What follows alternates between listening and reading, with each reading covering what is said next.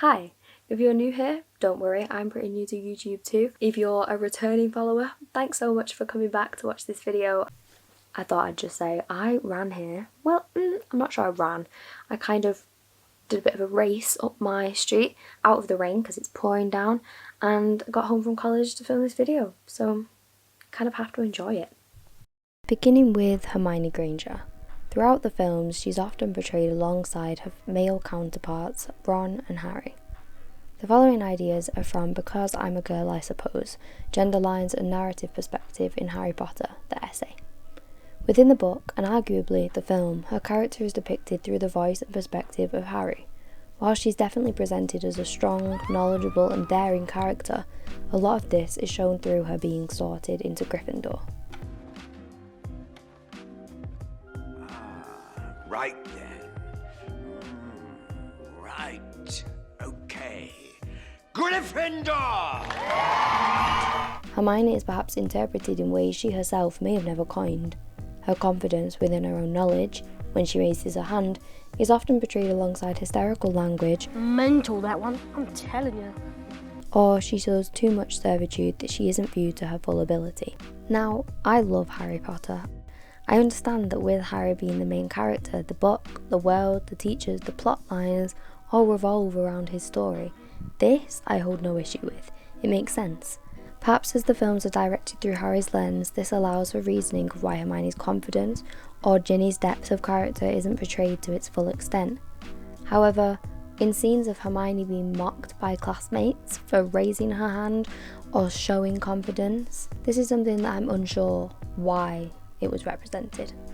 Moving on to Shug Avery, whether that's in the book or the film, she's probably defined by the character arc of the femme fatale.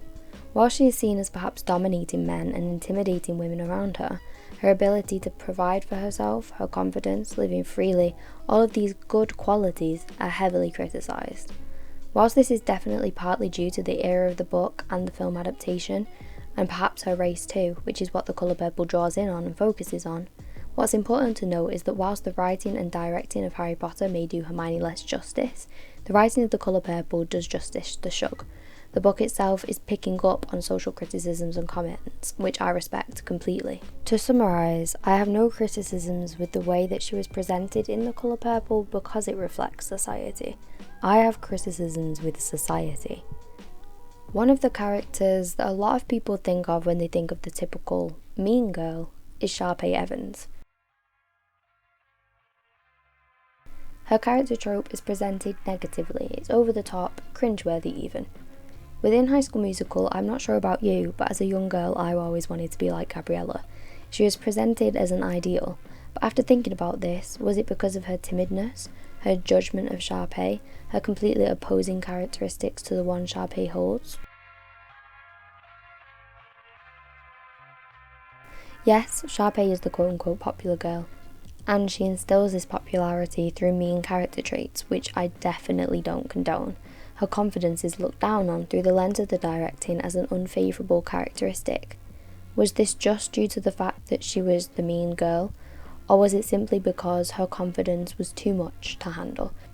What I am suggesting is that the underlying themes here appear to boil down simply to, if you want to be liked, loved, intelligent, successful, you can achieve this through being quiet and cute. Whereas Sharpay's character perhaps instills in young girls that yes, you shouldn't bully, great, but also this idea of confidence being criticised, confidence as an unfavourable characteristic. Oh, can you find some shade for my car? The whole prospect in itself involves two girls who are interested in one boy and depicts characteristics that women should have and characteristics that women shouldn't have. Let's go a little further back, to the late 19th century and early 20th century, when the focus on female suffrage arose. Suffrage means simply the right or privilege of voting. I'd like to name just some of the notable figures within the suffrage movement. The focus of women's suffrage was perhaps first advocated for by Mary Wollstonecraft in her book A Vindication of the Rights of Women. In 1897, the National Union of Women's Suffrage Societies, or NUWSS, was formed, which was led by Millicent Fawcett and favoured peaceful campaigning. Later, in Great Britain in 1903, the Women's Social and Political Union, WSPU, was formed at the home of Emmeline Pankhurst. Emily Davison, known for giving her life to the suffrage movement. Christabel and Sylvia Pankhurst, daughters of Emmeline. Constance Lytton refused to use her privileged background as a means for special treatment. Ida B. Wells, a journalist, educator and activist who was among the founders of the NAACP. Edith Garud was one of the first professional female martial arts instructors and trained the WSPU's bodyguards. Ethel Smith, who wrote their anthem, March of Women. After gaining the women's right to vote just over 100 years ago, when we look at women's representation within the media, thank you for your consideration. There tends to be a lot of examples that pit two women against each other, just like Sharpay and Gabriella. Vintage! So adorable. Thanks. That is the ugliest effing skirt I've ever seen. As if to say, let's ignore for a moment the inequalities and the previous arguably 4 waves of feminism, where independent women come together for an undeniably worthy cause, and let's instead take the heat off the oppressors of this and create the good and the bad female character. Hello. This video is sponsored by CLEARSTEM, and the video itself is all about confidence and female confidence specifically. The reason this is sponsored by CLEARSTEM is their main message is clear confidence, to promote confidence, to not hide away from confidence, to show that no matter your skin type, it is okay and it is good to be confident in your skin.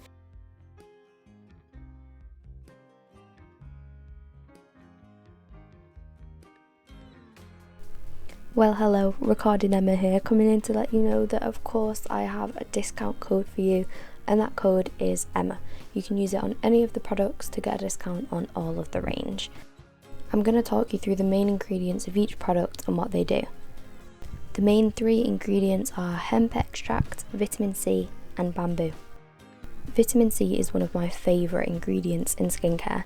It's an antioxidant, which basically means it helps to calm the skin. It increases collagen production, which helps to combat fine lines, and it also promotes firmer skin. And also, for someone like me with a lot of hyperpigmentation, which is basically like red scarring, it helps to reduce this. Any of these products that do contain vitamin C increase your risk of sunburn, so please make sure that you're wearing SPF, even if it's cloudy outside. Put on some SPF. The main ingredients in the Clarity Serum are mandelic acid, turmeric and vitamin C. I'm someone that has always struggled with blackheads, and the Clarity Serum has really helped that. It's made my skin clearer, smoother and brighter. The Cell Renew Serum contains stem cells, reishi and hyaluronic acid.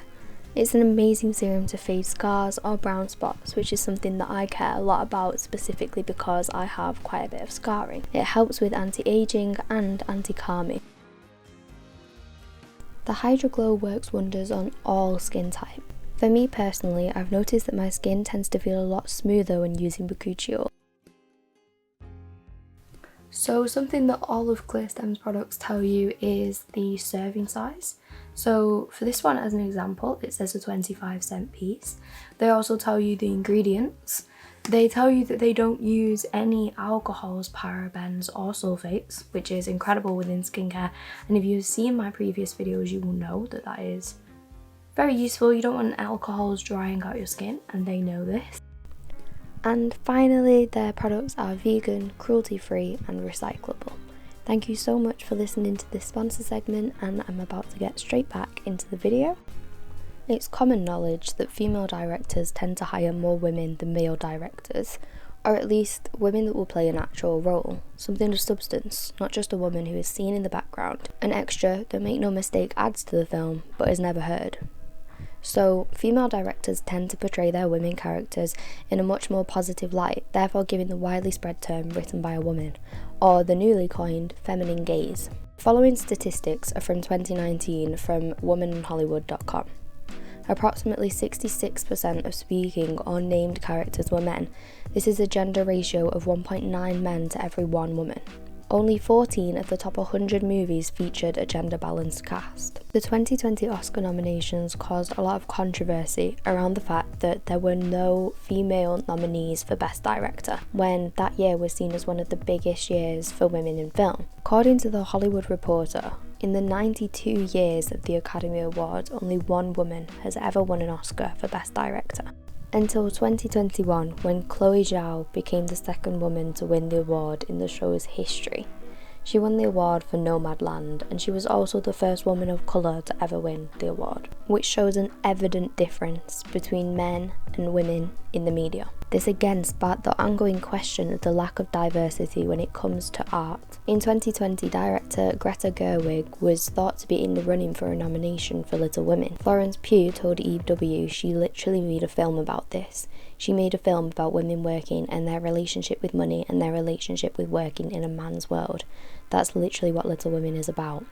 So this only underlines how important it is because it's happening. So we've talked about women characters, directors, the formation of women's rights and suffrage, and I'd quickly like to talk about mythology and how that links to women's representation and how they were criticised and whether that is still relevant today. After recently getting into Greek mythology, one of the standout myths for me is Circe.